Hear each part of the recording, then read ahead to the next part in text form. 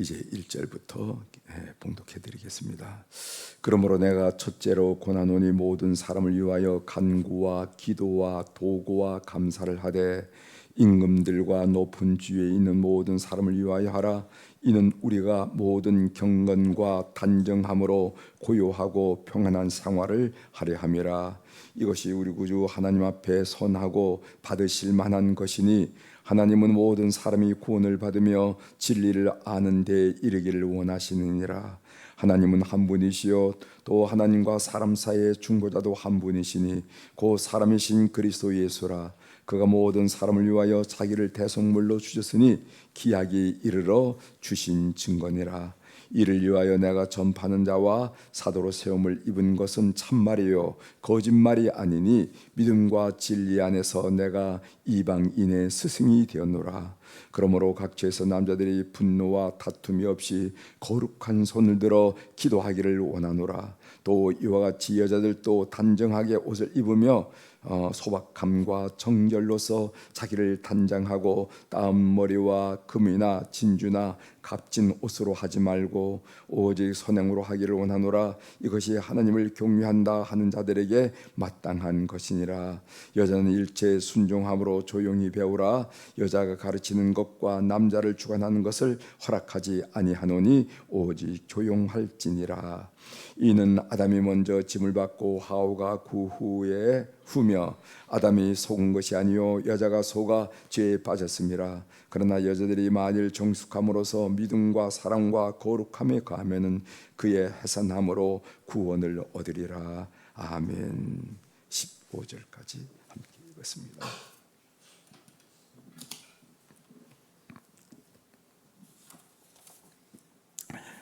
오늘 우리 디모데전서 2장에 있는 말씀을 중심으로 주제를 시급한 일은 기도를 회복하는 것입니다 하는 이런 말씀을 함께 나누려고 합니다.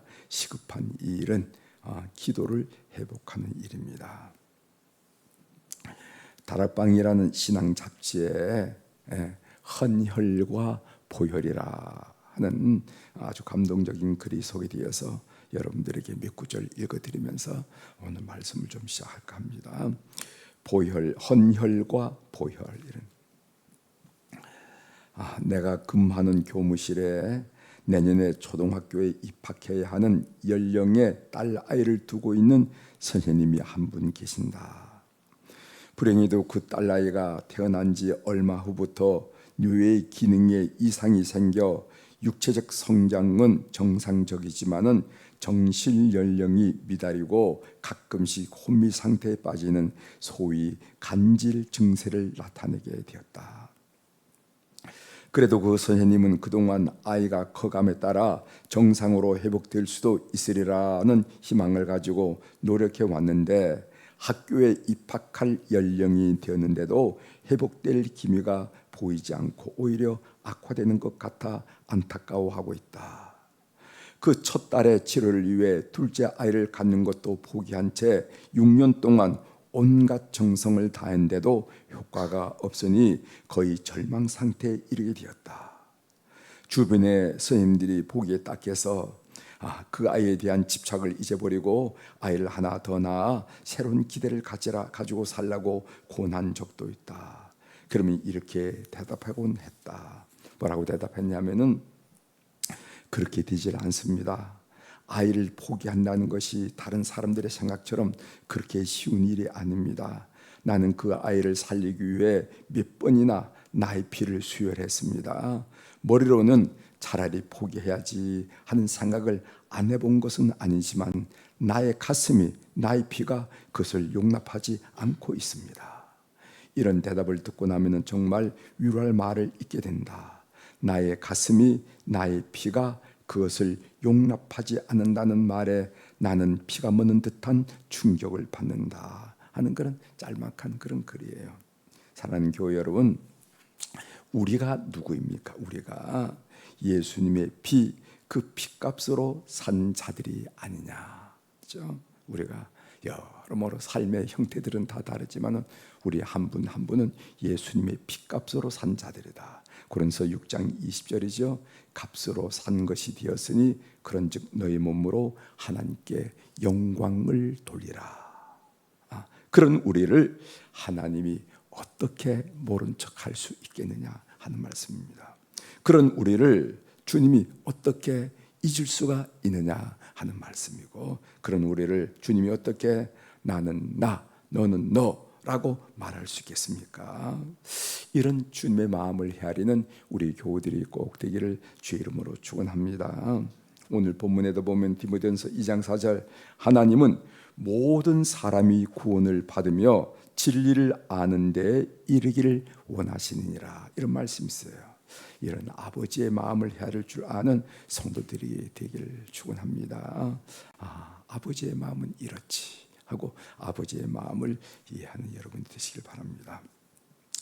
오늘 본문 디모데전서 2장 1절부터 15절에 읽었는데, 그 본문 내용은 두 가지 중요한 내용이 있어요. 하나는 중보 기도의 중요성이 1절부터 7절 기도하라 한 얘기가 있고, 그 다음에 이어서 8절부터 15절에는 교회 일치를 위한 남녀 간의 질서, 주로 남자들은 어떻게 기도하고 또 여자들은 어떻게 절제하는 이런 문제가 8절부터 15절에 나옵니다. 그 내용들은 여러분들이 한번 읽어보면 이 내용이 무슨 내용이구나. 여러분 성경을, 어떤 성경은 아무리 읽어도 무슨 말인지 모르는 성경이 있죠. 이게 무슨 말씀을 하시려고 이랬을까, 그런 말씀이 있지만은 또 어떤 말씀은 쭉 한번 읽어보면 이게 무슨 말씀이구나 하고 금방 다가오는 말씀인데, 오늘 또 그런 말씀 중에 하나입니다. 본문에서 몇 구절을 좀 해설해 드리도록 하겠습니다. 1절, 그러므로 내가 첫째로 권하노니 모든 사람을 위하여 간구와 기도와 도구와 감사를 하되, 이렇게 얘기했어요. 사도 바울이 영적인 아들인 디모데에게 가르친 첫 번째 목회 철학이 뭐냐? 그건 기도였어요. 기도하라는 거예요.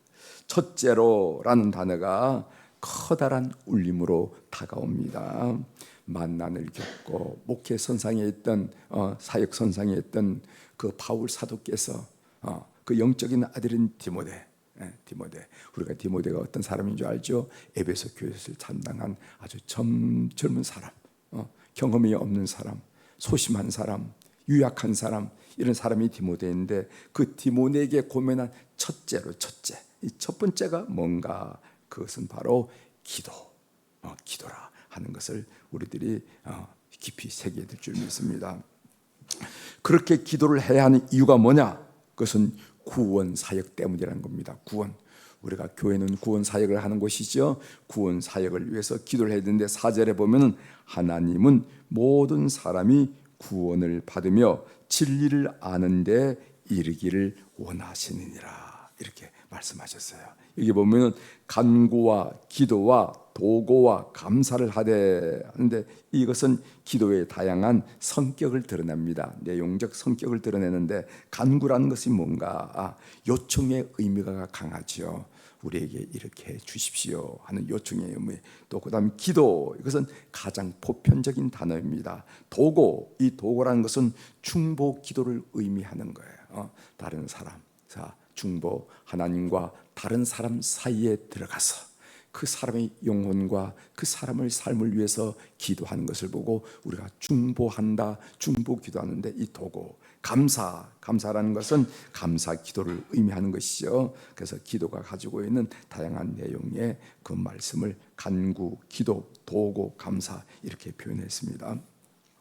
11절, 12절을 보세요. 이 말씀을 오늘 우리가 어떻게 이해해야 될까? 11절, 여자는 일체 순종함으로 조용히 배우라. 12절, 여자가 가르치는 것과 남자를 주관하는 것을 허락하지 아니하노니 오직 조용할지니라, 이런 말씀하셨어요.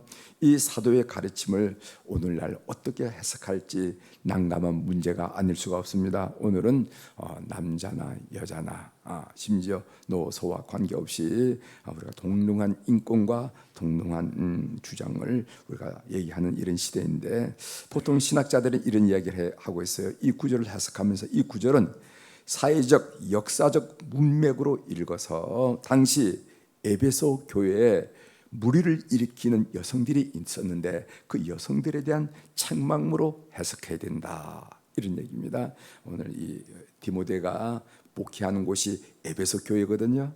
여러분 터키에 가보면은 이제 소아시아 7교회 이렇게 방문하면서 그 에베소 교회를 방문하는데 많은 분들이 그 에베소 교회가, 에베소 지역이 아주 인상이 깊다, 오늘날도 거의 많이 보존하기 때문에 그런 얘기인데, 그 에베소 교회를 담당하는 분이 디모데예요. 그래서 디모데에게 보낸 편지가 디모데 전후서거든요. 그래서 목회 서신이라 이렇게 얘기하는데, 그 에베소 교회 특징이 뭐냐면은 이 여자들의 몇 명의 정말 거센, 말하자면 입김이 센 사람들이 무리를 일으킨다 하는 것을 바울 사도가 보고 디모데에게 목회를 이야기하면서 이 이야기를 했다. 다시 말한다면 일반적으로 돌릴 얘기가 아니라 어떤 에베소 교회라는 역사적이고 문화적이고 이런 사회적인 이런 배경에서 이 말씀을 했다라고 해석하는 학자들이 많습니다.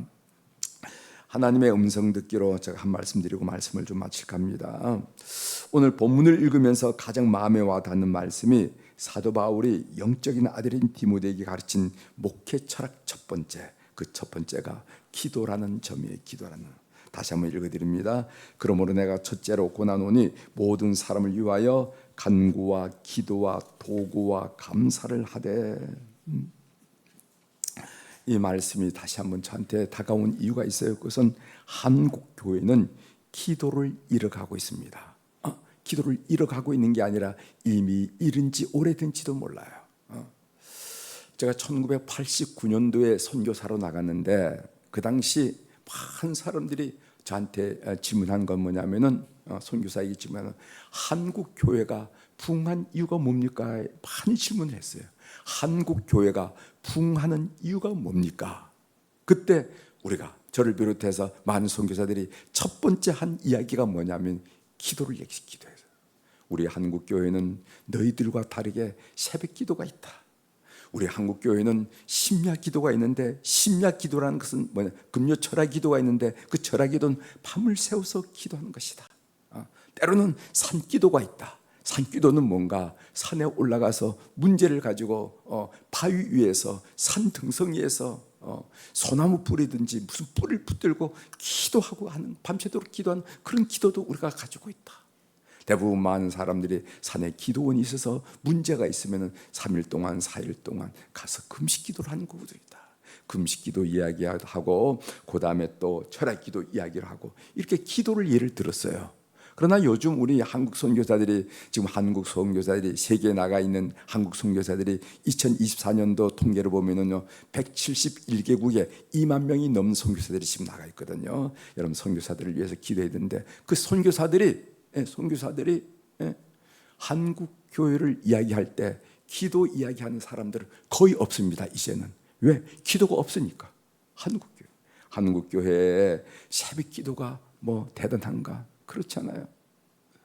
제가 이 새벽 기도, 전 새벽 기도를 강조한 사람 중에 하나인데, 새벽 기도를 좀 강조하기 위해서 예전에 한번 새벽 기도에 유명하다는 한국 교회를 제가 부목사님들을 다 하룻밤 자게 해서 거기 가서, 근처에 가서 자고 아침에 일어나서 그 교회가 새벽 기도가 강하게 된 이유를 한번 분석하라고 레포트를 내라고 그랬어요. 그래서 서울 근간에 있는 큰 새벽 기도로 유명한 교회에 우리 부목사들을 다 보내고 또 우리 전사님들을 다 보냈습니다. 가서 레포트를 했어요. 그 교회가 새벽 기도 유명한 이유가 뭐냐? 설교가 다르냐? 예배 형식이 다르냐? 뭐가 다르냐? 한번 분석을 하라고 그랬어요. 그런데 깜짝 놀란 게 뭐냐면요, 우리는 새벽 기도로 유명한 교회인데 가보니까 평상시에는 교인들이 얼마 없더라는 거예요. 평상시에는 난 그 새벽 기도가 365일 주야장창 그럴 줄 알고 보냈는데 특별 새벽 기도 때는 사람이 그렇게 모이는데 평범할 때는 새벽 기도 한 사람이 얼마 없더라는 거예요. 그런 얘기를 보고 들고 제가 깜짝 놀란 적이 있습니다. 우리가 한국 교회가 새벽 기도가 어려움이 있고, 금요 철야 기도에는 그게 철야 기도가 심야 기도 바꾸다가 뭐 이렇게 해서 지금 그런 형편이고, 기도원들은 다 죽었어요. 기도원들 어떻게 되냐면 이 기도원을 운영하려고 하면은 이게 최소한 얼마가 들어가는데 기도한 사람이 오지 않기 때문에 기도원 운영이 안 된다는 거예요. 그래서 어떤 기도원은 이걸 운영을 하려고 해도 안 돼가지고 무슨 어느 신학대학에 그걸 이렇게 기증을 했다. 그 세금을 감당하지 못해서 기증을 했다 한 얘기도 들은 바가 있다는 것입니다. 한국 교회는 자본주의 영향을 심대하게 받아서 돈이면 부흥을 이룰 수 있다라는 너무나 잘못된 사상에 오염되어 있습니다. 그래서 기도보다는 좋은 악기를 구입하고 좋은 무대를 만들고 좋은 환경을 조성하고 그리고 유명한 강사를 초청하면은 사람을 모을 수 있다라는 자신감을 가지는 엉뚱한 생각을 우리가 한국 교회가 해오고 있다는 것입니다. 잘못된 생각입니다. 영적 운동은 그렇게 하는 것이 아니라는 거죠. 우리 한국 교회를 위해서 또 교회를 위해서 가장 필요한 것, 시급한 일은 뭔가? 주 앞에 무릎을 꿇는 기도 운동이다. 이 일의 한 부분을 차지하는 감당하는 우리 교우들이 되기를 바랍니다. 여러분이 알다시피 저희 큰 아이가 이제 미국에서 목회를 하고 있는데 목회를 하고 있으니까 아버지도 목회를 하니까 대화가 좀 깊어져요. 무슨 얘기를 하더라도 좀 깊어집니다. 깊어지면 저는 이제 목회 경험이 좀 있으니까 경력과 경험에서 우러나는 지혜를 얘기를 많이, 목회적 지혜를 얘기를 많이 하고, 아들은 젊었으니까 소위 시대의 조류라든가 젊은이의 의식의 흐름이라든가 뭐 이런 얘기를 주로 많이 하면서 어떤 주제를 가지고 요즘 뭐 동성애 문제 또 뭐 이런 뭐 여러 문제, 트럼프 문제 이런 얘기들을 주로 이제 많이 하고 있는데, 그 친구가 지난주에 같이 할 때 이런 얘기를 하더라고요. 어트랙티브, 교회가 이제까지 어트랙티브란 그런 말을 쓰더라고요. 어트랙티브, 그러니까 사람의 이목을 이끄는 그런 요소를 교회가 가질 때 교회가 붕한다 하고, 그 어트랙티브, 소위 매력적이고 사람의 이목을 끄는 요소에 집중했던 때가 있다는 거예요. 그것이 20년, 30년인데 한 30년 동안 해보니 그것도 안 되더라는 거예요. 안 되더라고요. 그래서 강단에 변화를 주고 아니면 무슨 찬송가를 축점하고 찬양을 집중하고 설교의 어떤 내용과 방법과 뭐 이런 것을 변화시키고 뭐 이런 것을 해왔는데, 그것이 처음에는 사람들의 관심을 끼웠지만 한 20, 30년 해보니까 그거 아니더라 한 얘기를 하면서, 교회가 지금의 미국 교회의 경향이 뭐냐면 전통으로 돌아가는 경향이 있어요. 이런 얘기를 전통으로. 그러니까 본질로 돌아간다는 얘기죠. 그럼 교회의 본질이 뭐고 기본적인 뭐고 전통적인 게 뭔가? 교회 예배를 소중히 하고, 두 번째로는 기도가 능력인 줄 알고, 기도가 삶의 변화인 줄 알고, 기도가 역사인 줄 알고 기도하는 일. 그 다음에 말씀 읽고 말씀을 실천하는 일, 크든 작든 이런 이 전통적이고 본질적이고 기본적으로 돌아가는 경향이 있다는 얘기를 지난주에 하는 것을 제가 들으면서 난 상당 부분 동의를 했습니다. 우리가 목회 선상에서 이 목회를 좀 잘해보려고 참 여러모로 발버둥을 치죠. 가만히 있는 사람처럼 보이지만 이런 책도 읽고 저런 책도 읽고 이런 세미나도 참여하고 저런 세미나도 하고, 어떻게 하면 이 목회를 회복할 수가 있을까 하는 사람들이 대부분 한국교회 목회자들일 겁니다. 그런 가운데 지금 경향이 2, 3년 동안 해왔던 그런 게 아니라 오히려 더 전통적이고 본질적이고 뭐 이런 일에 우리가 치중해야 된다 하는 그런 얘기를 했는데, 제가 오늘 기도에 대한 말씀을 드리면서 이 얘기를 여러분들에게 나눕니다. 우리가 가지고 있는 이 새벽 기도가 얼마나 소중한 일이고 이것이 바로 얼마나 하나님이 기뻐한 일이고, 바울 사도께서 그 영적인 아들 디모데에게 첫 번째로 가르친 일을 대해서 우리가 놓쳐서는 안 된다는 거죠. 속회를 위해서도 그렇고 교회학교 위해서도 그렇고 성가대를 위해서도 그렇고, 이런 영역 저런 영역에서 기도를 앞서는 우리 교우들이 되기를 주의 이름으로 권면합니다. 기도하시겠습니다.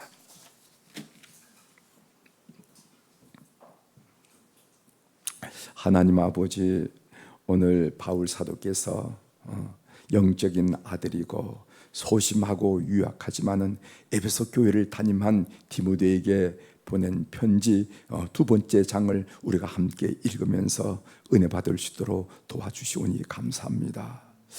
우리는 바울 사도께서 그 만난을 겪고 헌신하고 순교했던 그 바울 사도께서 디모데에게 가르칠 때는 무슨 엄청난 얘기를 할 것이라 이렇게 생각했는데, 그가 첫째로 하고 한 이야기가 기도 이야기를 했다는 것에 대해서 나름대로 충격을 받으면서 이 말씀을 묵상했습니다. 하나님 아버지, 우리 모든 교우들이 이 바울 사도의 고면을 마음속에 깊이 새기고 우리 한국 교회가 잃어가는, 아니 이미 잃은 이 기도에 대한 영성을 회복하는 운동을 다른 사람에게 미루는 것이 아니라 우리가 감당할 수 있도록 은총을 베풀어 주옵소서.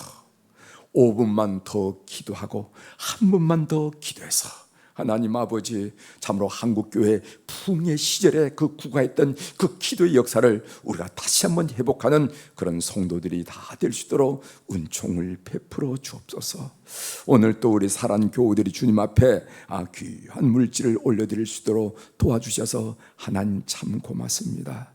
하나님, 솔로몬이 어린 나이에 등극하여 앞뒤 좌우를 분별하지 못하고 나라는 갈리고 나라는 유다 지파 그리고 또 북쪽의 10지파로 갈려 있고 도대체 어떻게 어린 나이에 할 줄 모를 때 그는 하나님을 찾았습니다. 기브온 상당에 올라가서 하나님께 제물을 드리면서 일천 번제를 드리면서 하나님이 도와달라고, 하나님이 도와주지 않으면 나는 아버지와 같은 능력도 있는 것도 아니고 나는 연만한 것도 아니고 나이도 어리고 아무것도 못하니 주님 도와달라고 한 제물 한 제물 올려드리면서 그렇게 간구할 때 하나님은 그 기도를 받으시고 부와 귀와 지혜는 물론이고 전후무한 부와 귀와 영화를 그에게 허락했다는 것을 우리가 기억하면서 오늘 또 사연이 있는 1000번째 헌금을 주님 앞에 올려드리면서 주님 도와달라고 호소하는 우리 성도들의 호소를 들어주시옵소서. 하나님, 우리 모든 사랑하는 교우들 값으로 산 것이 아닙니까? 핏값으로 산 것이 아닙니까? 몸 팔아 귀하게 산 귀한 생명들이 아닙니까? 우리 성도들의 간구를 들으면서 오늘 또 넉넉한 주의 은혜 아래 거하는 우리 교우들이 다 될 수 있도록 주께서 이 물질을 연락하여 주시옵소서.